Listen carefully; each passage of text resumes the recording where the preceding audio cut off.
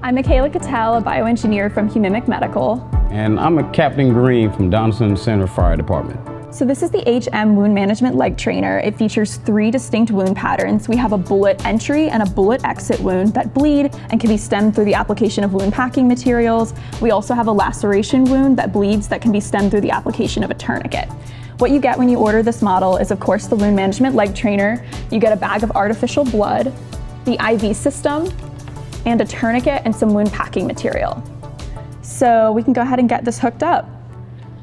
First, we take our artificial bag of blood, we open up all the other materials. So in your field, what would you say the benefit of having tourniquet application training is? The more realistic is better for us to be able to train and understand how it really works. So let me stop the flow real quick. So you roll to start and stop flow. And then depending on which wound do you want to practice on, do you have a preference?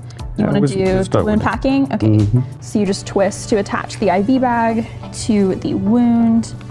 And then depending on whether you have an IV bag stand, you can either hook it up or you can just have someone press on the bag to get flow going. So this is just me pressing on it. You can see flow is working its way through. There we go. Easy flow. Yeah, and you can see it starting to bleed. And you know, of course, you can change the pressure. You can try to simulate pulsatile flow by starting and stopping. We have bleeding on the thigh of a patient. Going to start packing the wound to prevent excessive bleeding. And currently look like we have minimized the bleeding.